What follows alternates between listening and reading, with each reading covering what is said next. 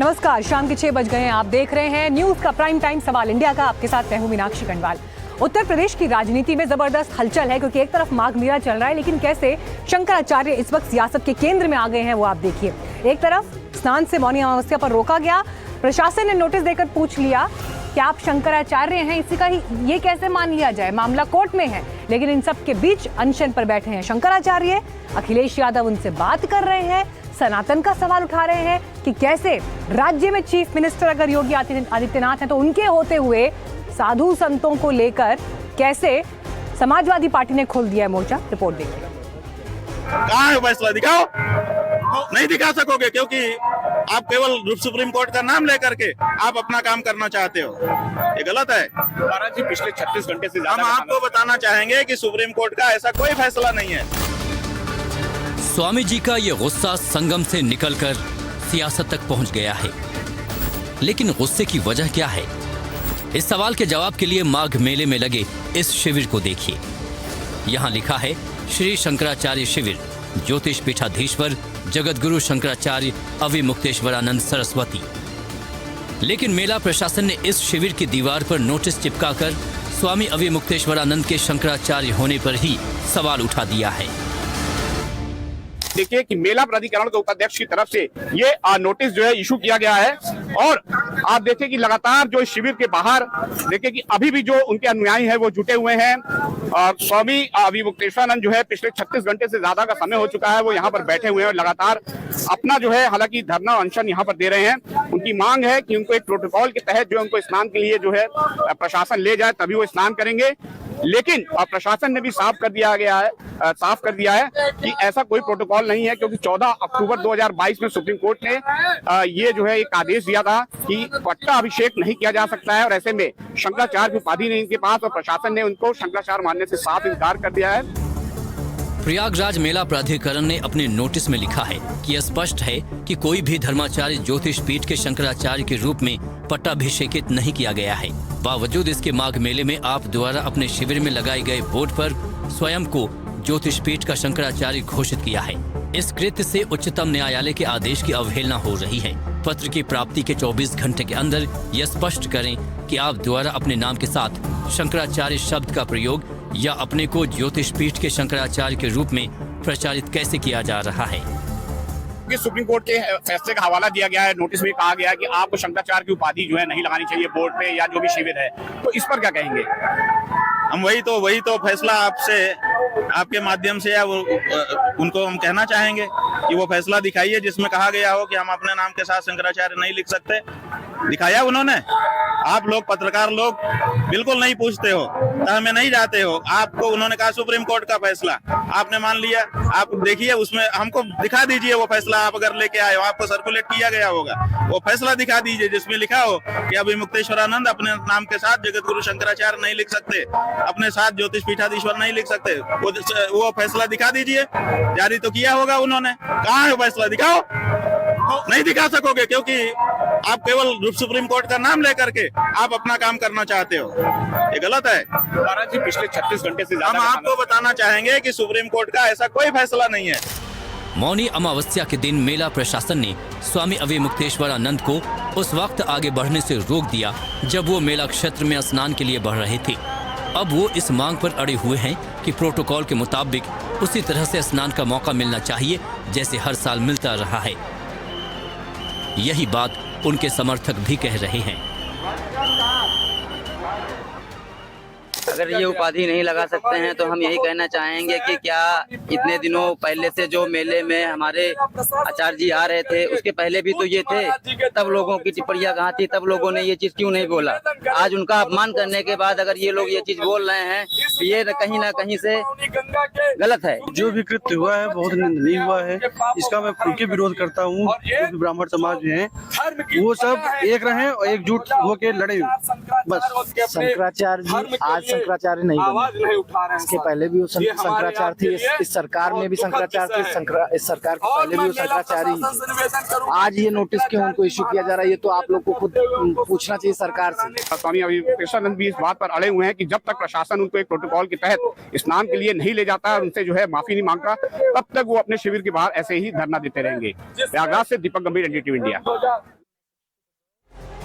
और इस पूरे विषय पर कैसे इस वक्त राजनीतिक बयानबाजी चरम पर है, ये भी देखिए। अभी मुक्तेश्वरानंद मुद्दे पर समाजवादी पार्टी प्रमुख अखिलेश यादव ने एक बार फिर बीजेपी पर हमला बोला है। अखिलेश ने ट्वीट कर बीजेपी पर हमला बोला और क्या लिख रहे हैं वो अपने सोशल मीडिया एक्स पोस्ट पर कि प्रमाण पत्र मांगने वाले पहले खुद प्रमाण पत्र दे।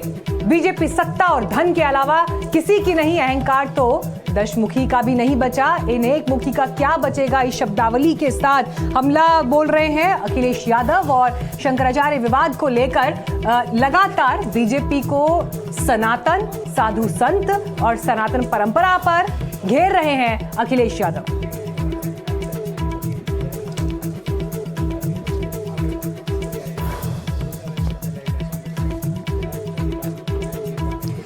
तो अखिलेश यादव लगातार सवाल उठा रहे हैं, लेकिन इन सब के बीच आप ये भी देखिए कि जब ये घटना घटी और धक्का मुक्की तक जैसी परिस्थिति बन गई माघ मेले के दौरान, उसे लेकर अब स्वामी अविमुक्तेश्वरानंद धरने पर बैठे हैं। कह रहे हैं कि पूरे प्रोटोकॉल के साथ उन्हें स्नान के लिए ले जाया जाए। इस अपमान को लेकर भी वो जवाब चाहते हैं, एक्शन चाहते हैं।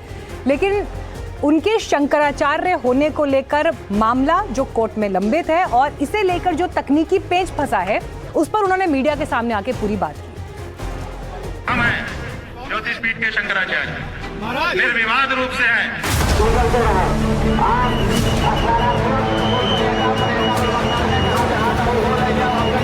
हम ज्योतिष पीठ के शंकराचार्य हैं और निर्विवाद रूप है, ये कहना है स्वामी अविमुक्तेश्वरानंद का, जिनके शंकराचार्य होने पर माघ मेला प्रशासन ने सवाल उठा दिए हैं।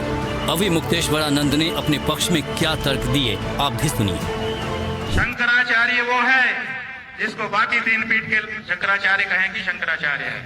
तो बाकी तीन पीठ में से दो पीठ के शंकराचार्य हमको शंकराचार्य कहते हैं। पिछले माघ मेले में हमको साथ लेकर के स्नान कर चुके हैं।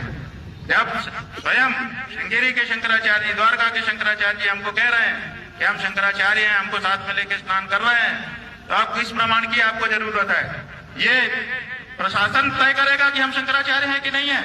उत्तर प्रदेश का मुख्यमंत्री तय करेगा कि भारत का राष्ट्रपति तय करेगा। भारत के राष्ट्रपति को भी अधिकार नहीं है कि वो तय करे कि कौन शंकराचार्य है। शंकराचार्य का निर्णय शंकराचार्य करते हैं। बयानों पर ध्यान दीजिए। स्वामी अविमुक्तेश्वरानंद कह रहे हैं कि शंकराचार्य का निर्णय शंकराचार्य करते हैं और ये निर्णय हो चुका है। पुरी के शंकराचार्य जी ने हमारे बारे में कुछ नहीं कहा है। उन्होंने न तो कहा कि ये नहीं है और उन्होंने न तो कहा कि ये है, वो साइलेंट है। उनका जो एफिडेविट सुप्रीम कोर्ट में आया था, पहले बताया गया कि उन्होंने विरोध किया है। जब हम लोगों ने एफिडेविट की कॉपी निकाली, उसमें उन्होंने लिखा हुआ है कि हमसे कोई समर्थन मांगा नहीं गया, इसलिए हमने दिया नहीं है। उनका इतना ही वक्तव्य है।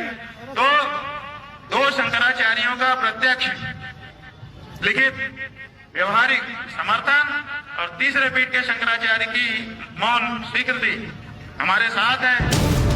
स्वामी अविमुक्तेश्वरानंद ने खुलकर चुनौती दी कि शंकराचार्य पद का दावेदार अगर कोई और है तो वो सामने आए। और कौन शंकराचार्य है ज्योतिष पीठ का, बताइए। स्वामी जी, हम हैं ज्योतिष पीठ के शंकराचार्य, निर्विवाद रूप से हैं।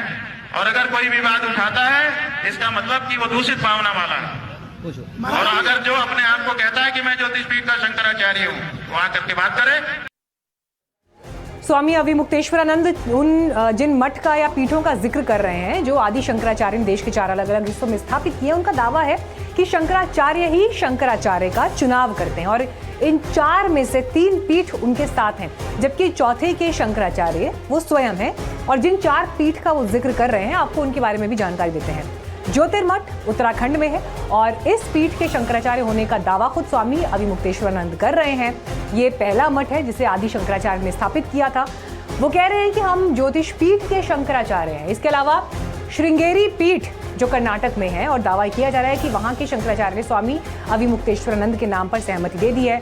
फिर द्वारका पीठ का नंबर आता है, दावा किया जा रहा है कि यहाँ के शंकराचार्य ने भी अपनी सहमति उनके नाम पर दी है। फिर गोवर्धन पीठ ओडिशा में है, स्वामी अविमुक्तेश्वरानंद का कहना है कि यहाँ के शंकराचार्य की मौन स्मृति भी उनके साथ है। तो जैसा कि हमने आपको बताया, समाजवादी पार्टी खुलकर अब इस विषय पर शंकराचार्य अविमुक्तेश्वरानंद के पक्ष में आ खड़ी हुई है। कल अखिलेश यादव ने उनको फोन किया और प्रयागराज से लेकर वाराणसी तक के मुद्दों का जिक्र किया। शंकराचार्य का मुद्दा ऐसे वक्त में यूपी की सियासत का केंद्र बना हुआ है जब यहाँ चुनावी राजनीति का तापमान बढ़ता जा रहा है। स्वामी अविमुक्तेश्वरानंद नाराज हुए तो समाजवादी पार्टी के मुखिया अखिलेश यादव ने खुद फोन करके उनके प्रति समर्थन जताया। अब देखिए, अब हम तो अपना लड़ रहे हैं, अपनी लड़ाई अभिमन्यु की तरह चक्रव्यूह में लड़ रहे हैं। जब कोई बच्चा हिंदू घर में पैदा होता है, हिंदू माँ बाप से, जन्मते ही उसका गंगा यमुना में स्नान करने का जन्मसिद्ध अधिकार हो जाता है। उससे उसको वंचित नहीं किया जा सकता। इन्होंने हमको संगम स्नान से वंचित कर दिया। कितना बड़ा संवैधानिक जो है इन्होंने प्रश्न खड़ा किया है कि क्या किसी हिंदू बच्चे को आप स्नान से वंचित कर सकते हो? कर दिया इन्होंने।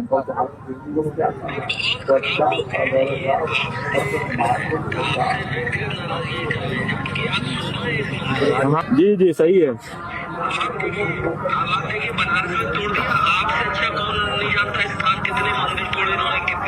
हाँ सही है।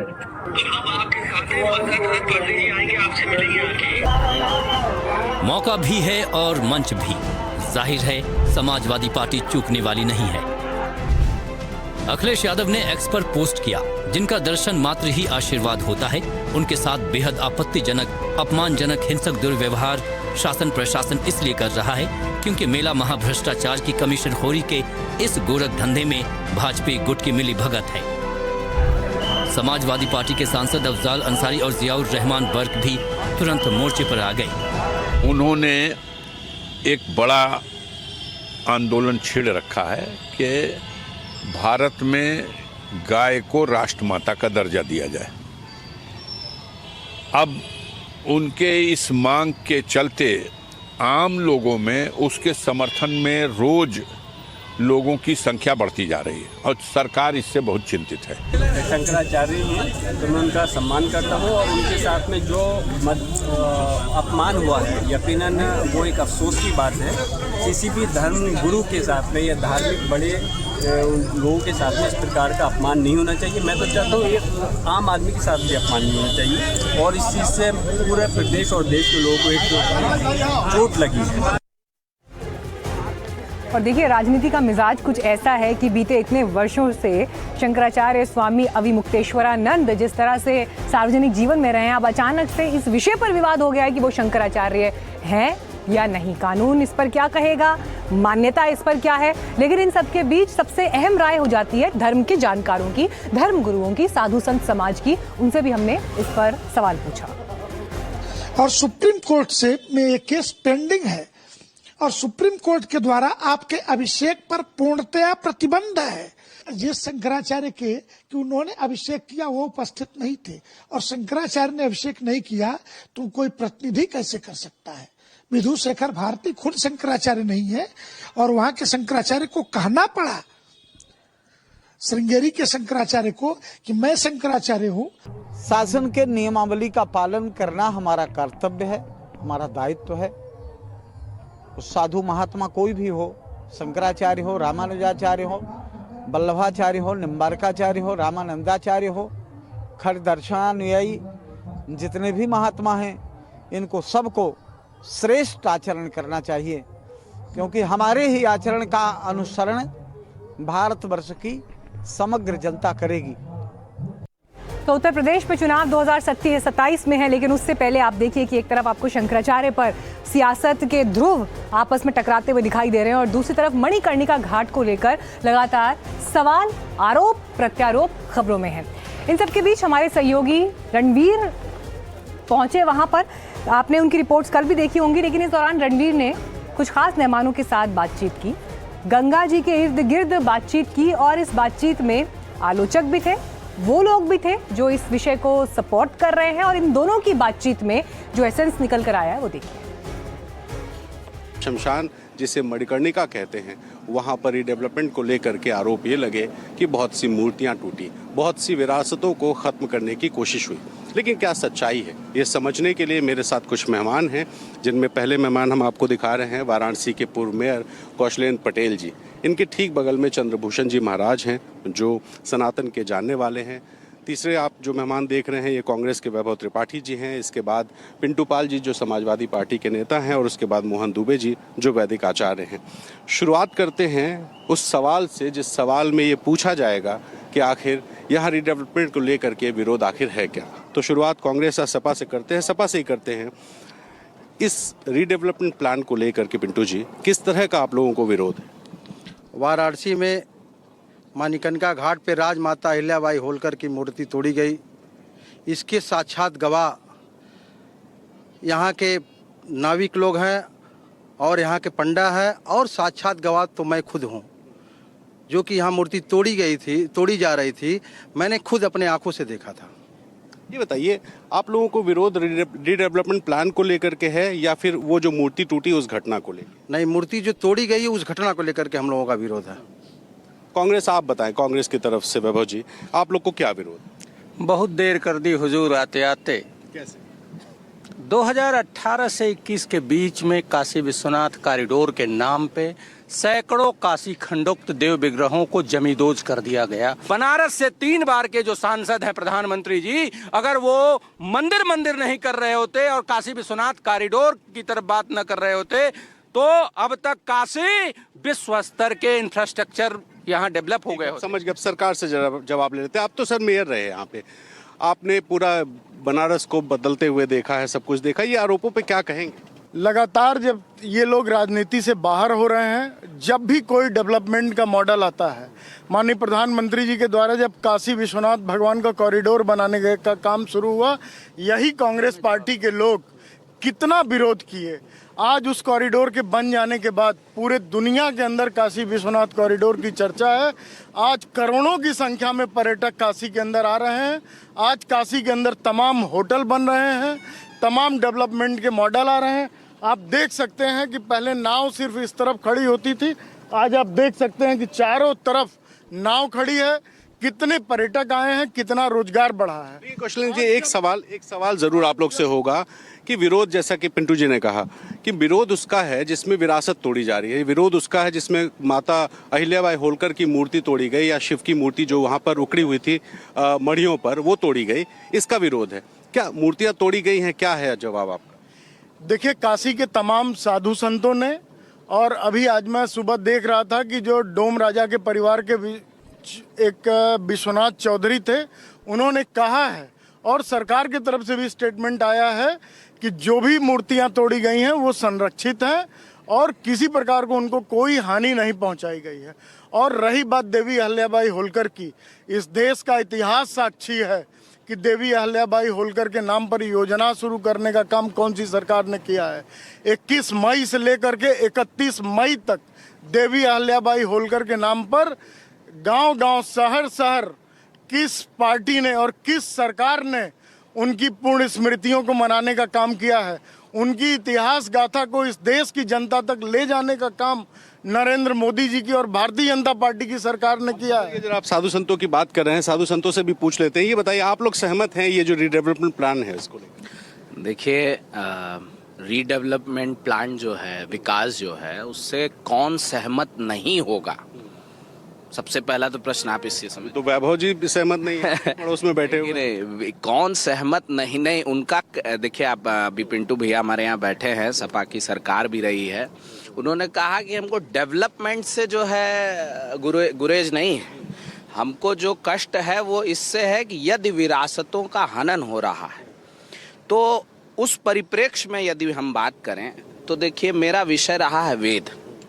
लाखों करोड़ों साल से ये चीज़ें चली आ रही हैं, तो हम एज अ अध्यापक या एज अ अध्येता जब हम चीज़ों को देखते हैं तो हम इतिहास को बस 60 साल, 20 साल, 100 साल, 2 साल में नहीं देख सकते, खासकर तब जब सनातन की आप बात कर रहे हो, भारत की बात कर रहे हो। आप मानते हैं सनातन जो है बदलाव को स्वीकार करता है? जैसा महाराज जी कह रहे थे कि सनातन है, बदलाव स्वीकार करता है, बदलाव होना चाहिए। देखिए, सनातन है, ठीक है, बिल्कुल बदलाव को स्वीकार करता है, लेकिन हमारी जो धरोहरें हैं उन धरोहर को सुरक्षित रखना चाहिए।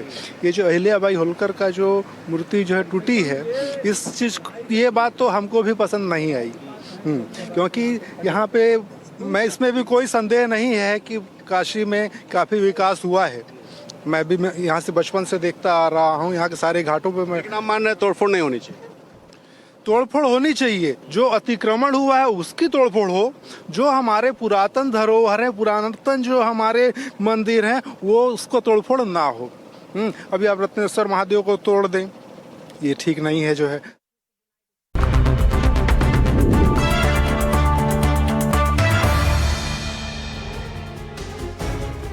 और इस वक्त बड़ी खबर बीएमसी में मेयर पद को लेकर जो खींचतान महायुति के बीच इस वक्त लगातार चल रही है, उसमें संजय राउत ने दे दिया है बड़ा बयान। वो ये कह रहे हैं कि उनके पास 108 पार्षद हैं, यानी 114 से मात्र 6 पार्षद कम, बहुमत का आंकड़ा 114 है। उनके इस बयान को लेकर कैसे अब मुंबई में इस वक्त हलचल तेज है, और सवाल यही कि क्या उद्धव गुट कोई बड़ा उलटफेर मुंबई में कर सकता है। साइड ये है कि हमारे पास शिवसेना, राज ठाकरे, कांग्रेस एंड अदर्स मिलकर हम भी 100 से ज़्यादा है, मोर देन 100। ये भी आंकड़ा बहुत बड़ा है, आसानी से हम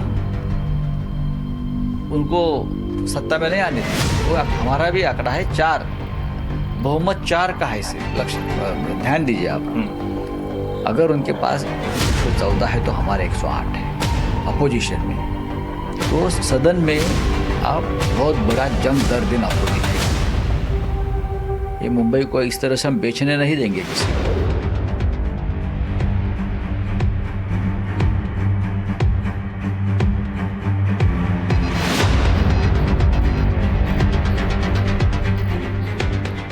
संजय राउत के बयान से एक सवाल उठता है कि क्या बीएमसी में अब कोई बड़ा खेल हो सकता है। जिस 108 के आंकड़े की बात संजय राउत कर रहे हैं, उससे एक सवाल ये भी उठा कि क्या ओवैसी और बाकी दलों की तरफ से उद्धव को समर्थन मिल चुका है। क्या उद्धव गुट शिंदे की तरफ से पेंच फंसाने का इंतजार कर रहा है। शिंदे ने पेंच फंसाया तो उद्धव गुट क्या करेगा। जब तक मुंबई में मेयर नहीं बन जाता तब तक ऐसे सवाल जारी रहेंगे।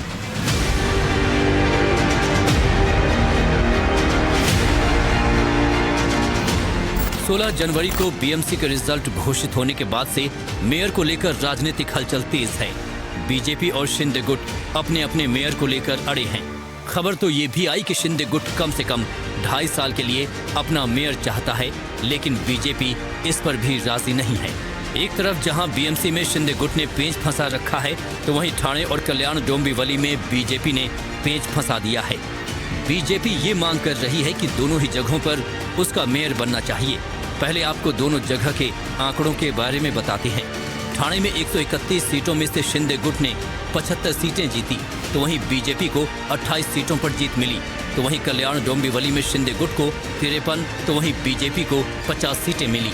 आंकड़ों के मुताबिक कल्याण डोंबिवली में भले शिंदे के लिए गठबंधन मजबूरी है, लेकिन ठाणे में तो उसे क्लियर मेजॉरिटी है।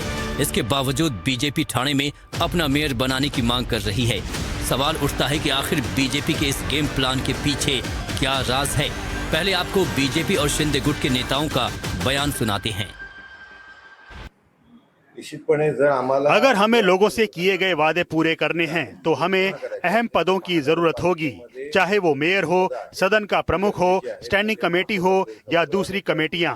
हमें इन सभी जगहों पर अहम भूमिका चाहिए। अगर ऐसा नहीं हुआ तो ठाणे के विकास के रोडमैप को लागू करने में चुनौतियां आएंगी। याविषयी भाजपला काय द्यायला हमारा स्ट्राइक रेट 99% रहा है। बीजेपी ने डिमांड की है, हर पार्टी डिमांड करती है, लेकिन फैसला एकनाथ शिंदे और देवेंद्र फडणवीस लेंगे।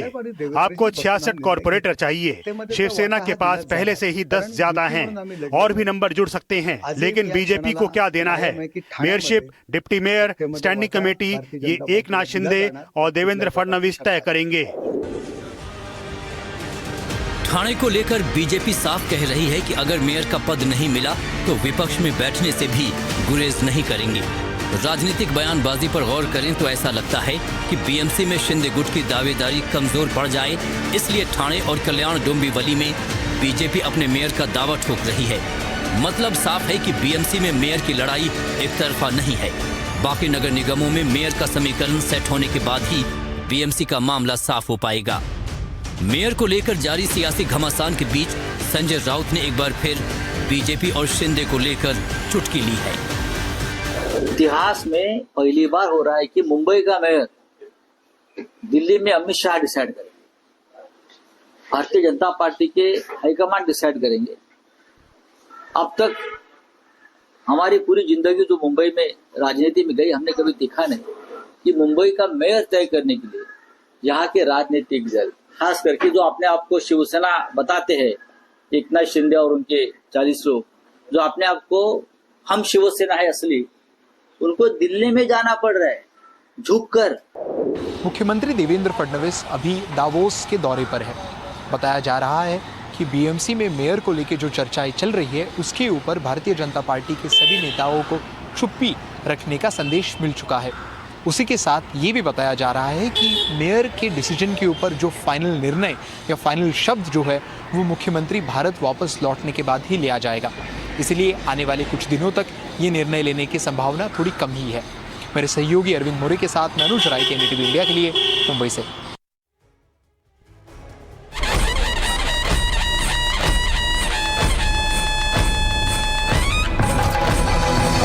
है प्रचंड बोल मस्तकों के झुंड, आज जंग की घड़ी की तुम गुहार दो। आन बान शान या की जान का हो दान, आज एक धनुष के बाण पे उतार दो। आरंभ है प्रचंड बोल मस्तकों के झुंड, आज जंग की घड़ी की तुम गुहार दो। आन बान शान या की जान का हो दान, आज एक धनुष के बाण पे उतार दो। नितिन नवीन बीजेपी के नए अध्यक्ष चुन लिए गए हैं, यह खबर आपको हम आगे दिखाएंगे। लेकिन इस वक्त बड़ी खबर हमारे पास ग्रेटर नोएडा इलाके से आ रही है, जहां पर इंजीनियर युवराज की मौत के मामले में इस वक्त आपको दिखा देते हैं ग्राउंड की तस्वीरें, क्योंकि युवराज की कार को उस गहरे गड्ढे से बाहर निकाल लिया गया है। 100 घंटे बाद गड्ढे से कार निकाली जा सकी और सीधे आपको तस्वीरें भी दिखाते हैं। वहां पर लगातार वहां पर एडमिनिस्ट्रेशन पहुंचा हुआ था और ये देखिए, ये पहली तस्वीर इस वक्त एनडीटीवी पर आप एक्सक्लूसिव देख रहे हैं। 100 घंटे के बाद गड्ढे से ये कार निकाली जा सकती है। शुभांग इस वक्त हमारे साथ मौजूद हैं सीधे ग्राउंड से। शुभांग देखिए, आखिरकार वो तस्वीर सामने आ गई जिसकी प्रतीक्षा थी, क्योंकि इसी कार से एक्सीडेंट हुआ था। यही वो घटनास्थल है, ग्राउंड जीरो। मीडिया की भारी मौजूदगी, आम लोगों की मौजूदगी, लेकिन 100 घंटे बाद ये कार निकाली जा सकी है आखिरकार। यही हम आपको बता रहे थे कि देखिए 100 घंटे बाद इस कार को निकाला गया, लेकिन देखिए ये वही कार है जिससे एक्सीडेंट हुआ था युवराज का और नहीं बचाया जा सका युवराज को। वहां पर एसडीआरएफ की टीम पहुंची, पुलिस भी पहुंची, फर्स्ट रिस्पोंडेंट खुद युवराज के पिताजी रहे, लेकिन उस रेस्क्यू ऑपरेशन के बाद भी उसे बचाया नहीं जा सका। लेकिन अब आखिरकार कार बाहर निकली है और हमारे साथ शुभांग इस वक्त जुड़ गए हैं। जी शुभांग, ओवर टू यू।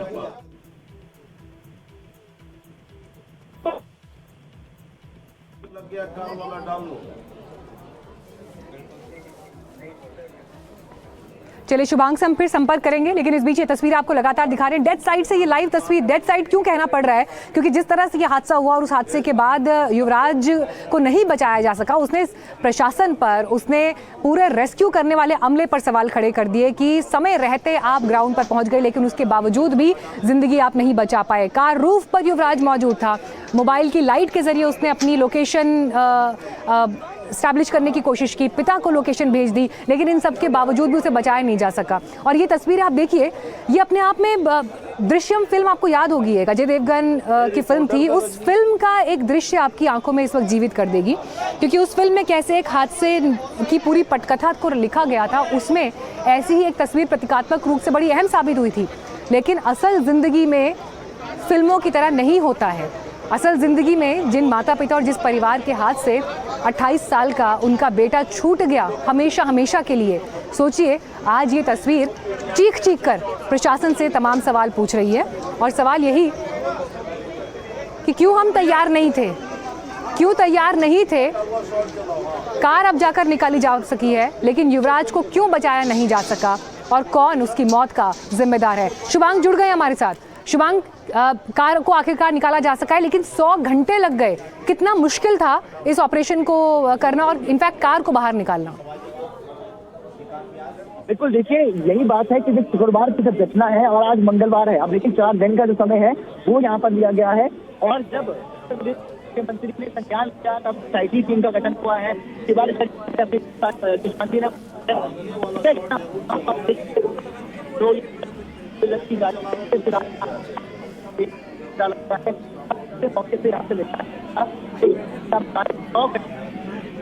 वो यहाँ पर अगर जिस दिन ये घटी थी ये घटना घटी थी उसके बाद भी जो गाड़ी थी वो निकाली जा सकती थी। एनडीआरएफ की टीम मौके पर मौजूद थी, लेकिन उसके बावजूद आप देखिए 4 दिन का समय लगा है। हालांकि जो पुलिस और एनडीआरएफ की टीम का कहना है कि नीचे सरिये बहुत ज़्यादा हैं, इस वजह से जो है समय ज़्यादा लगा है। भी किया जा रहा था तो ऐसे 2 से 3 बार था जब रस्सी टूट रही थी और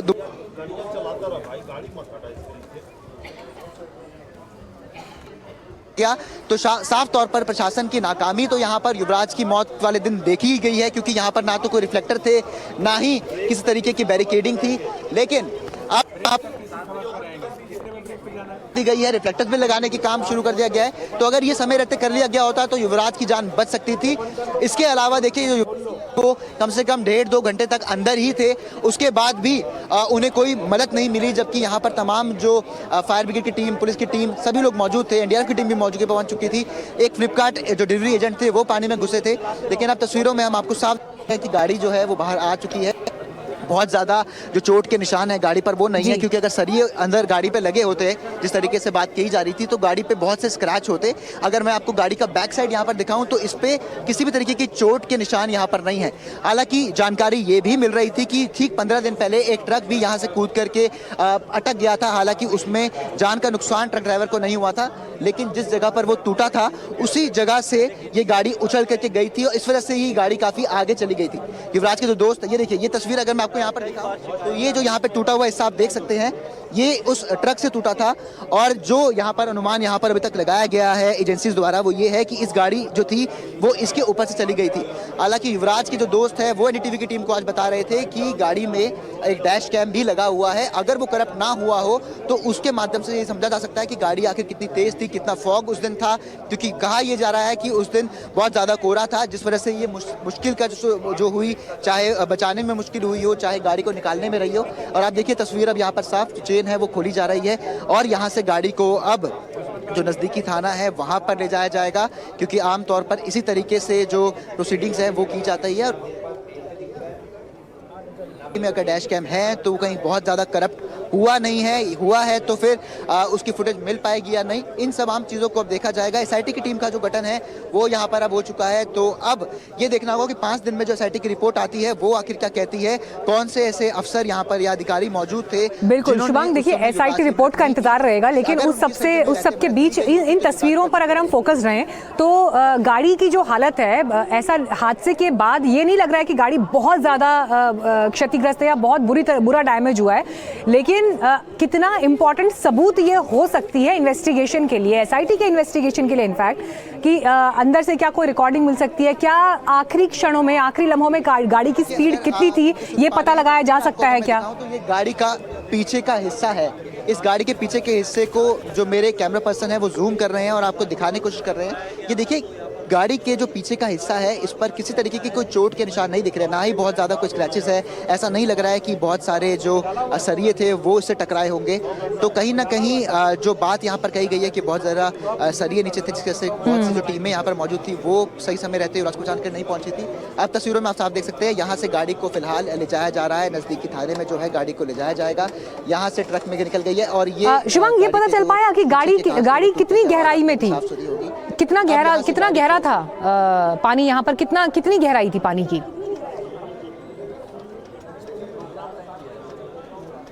देखिए जो आधिकारिक तौर पर अब तक हमें मिला है तकरीबन 20 से 30 फीट यहाँ पर बताया जा रहा है, लेकिन हम फिर भी जो टीम है एसआईटी टीम का उसका इंतजार करेंगे। बताया लेकिन ये जा रहा है कि 20 से 30 फीट की है, यहाँ पर बाहर निकाला गया है। तस्वीरों आप देख सकते हैं कि क्रेन यहाँ से अब जा रही है, क्योंकि अब यहाँ पर जो गाड़ी को बाहर निकालने का सिलसिला था वो पूरा हो चुका है। नज़दीकी थाने में गाड़ी को ले जाया जाएगा, लेकिन बहुत से सवाल देखिए अभी भी इस पूरी मामले को लेकर के सामने खड़े होते हैं, क्योंकि अगर इतना ज़्यादा समय लग भी रहा था गाड़ी को बाहर निकालने में भी, कि बहुत ज़्यादा सरियों में फंसी हुई, तो गाड़ी पर बहुत ज़्यादा निशान यहाँ पर नहीं दिखाई दिए हैं। लेकिन एसआईटी टीम का जो जाँच रिपोर्ट होगी उसका इंतजार जरूर रहेगा। 5 दिन का समय उनके पास है, उन्हें वो देना होगा। शिवांग, कार को भी कहाँ ले जाया जा रहा है? कार को भी कहाँ ले जाया जा रहा है? देखिए बिल्कुल, देखिए आमतौर पर ऐसे मामलों में जो नज़दीकी थाना होता है जिस क्षेत्र का, वहाँ पर गाड़ी को रखा जाता है तो गाड़ी को उसी जगह ले जा सकता है। लेकिन साथ ही साथ जो एफएसएल की टीम है वो भी गाड़ी की जांच कर सकती है। और जैसा कि युवराज के दोस्त बता रहे थे, गाड़ी में डैश कैम था, तो अगर वो करप्ट ना हुआ तो उसकी फुटेज भी यहाँ पर खंगालने की कोशिश की जा सकती है। जी हाँ, शुभांग हमें लगातार वहाँ से अपडेट कर रहे हैं। देखिए दोनों तस्वीरें आपको दिखा रहे हैं। एक तरफ वहाँ पर जैसे कार को बाहर निकाला गया, आपको चारों तरफ घास फूस उस पर लगा हुआ दिखाई दे रहा है, पानी बह रहा है, जो भीतर गाड़ी के अंदर पानी था वो बहता हुआ। और इसके बाद कार को अभी जो सबसे नज़दीकी थाना है वहाँ ले जाया जाएगा। लेकिन एफएसएल रिपोर्ट अभी यहाँ पर बहुत इंपॉर्टेंट है। और जिस बात का जिक्र देखिए शुभांग लगातार कर रहे हैं कि देखिए प्रतीकात्मक रूप से ये कार उस हादसे का चेहरा है जिसमें जिंदगी युवराज की नहीं बच पाई। लेकिन उन सबके भी जो सवाल पीछे छूट गए हैं युवराज के, अगर उन सवालों के जवाब नहीं तलाशे गए, अकाउंटेबिलिटी नहीं तय की गई, जिम्मेदारी नहीं तय की गई, तो फिर कोई और युवराज ऐसा शिकार ना बन जाए। कम से कम ये आज की तारीख में तय करना होगा। शुभांग, यहाँ से अब ये बड़ा साफ है देखिए कि एसआईटी भी जांच करेगी, इसके अलावा और अलग अलग एक्सपर्ट्स देखेंगे। लेकिन आखिरी क्षणों में क्या हुआ होगा कार में, अगर इसका डेटा मिल जाए तो काफ़ी हद तक इस इन्वेस्टिगेशन में मदद मिलेगी।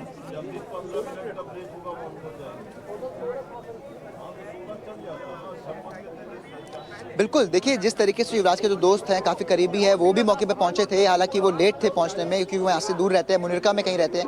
उनका कहना है कि गाड़ी में डैश कैम लगा हुआ है। अगर डैश कैम की फुटेज, क्योंकि देखिए 4 दिन का जो समय है वो बीत चुका है, पानी के अंदर गाड़ी थी, क्या अभी भी गाड़ी का जो डैश कैम का फुटेज है वो बरामद किया जा सकता है या नहीं, ये फिलहाल देखना होगा। अगर वो फुटेज मिल जाता है तो उससे ये बात तो साफ हो जाएगी कि आप देख सकते हैं कि आखिर कितना कोहरा पूरे इलाके में था, कितने बैरिकेड्स यहाँ पर लगे थे, या फिर गाड़ी कितनी की तेज ही गति में थी, क्योंकि कहा यह भी जा रहा है कि गाड़ी की गति जो थी वो काफी तेज थी। देखिए ये पूरा का पूरा जो कट है, इसके बाहर अगर तस्वीर में आपको दिखाऊं, अगर ले जा करके हम कोशिश करते हैं, तो ये जो पूरा कट है ये काफी गहरा कट है। और इस कट को लेने के बाद जो गाड़ी है वो राइट साइड टर्न लेती है, और राइट साइड टर्न लेने के बाद ही युवराज अपनी सोसाइटी जो कि यूरिका पार्क है वहां पहुंचते। लेकिन आप देखिए ये जो कट है जहाँ पे अभी अब गाड़ियों का जमावड़ा आपको फिलहाल दिखाई दे रहा होगा, इस कट को लेने से पहले क्योंकि बहुत ज़्यादा धुंध थी, जो जानकारी अब तक मिल रही है, इस वजह से वो गाड़ी सीधा चली गई। तो कहा यह भी जा रहा है कि गाड़ी की गति तेज थी। तो वो तमाम चीज़ें जो उस फुटेज से सामने आ सकती है या फिर एफएसएल की टीम की जांच के बाद सामने आ सकती है, वो काफ़ी महत्वपूर्ण इस पूरे मामले को लेकर के होगा। बिल्कुल शुभांग, और इसका इंतजार भी रहेगा। लेकिन इस वक्त यहाँ पर जो इम्पोर्टेंट 2-3 पॉइंट हैं वो ये कि गाड़ी अभी जिस अवस्था में मिली है उस अवस्था में सबूत कितने बच पाए होंगे, ये अपने आप में सवाल है। और गाड़ी के जो इलेक्ट्रिकल पार्ट है, अगर उसमें पानी चला गया होगा, जो कि 20-30 फीट की अगर गहराई में गाड़ी थी और 100 घंटे बीत गए हैं, तो पानी अंदर गया ही होगा। और उसकी वजह से कार को कितना डैमेज हुआ है, और क्या उस डैमेज के बाद भी क्या कोई अहम सबूत एक्सपर्ट टीम्स के हाथ में लग पाएंगे, ये अपने आप में सवाल है। लेकिन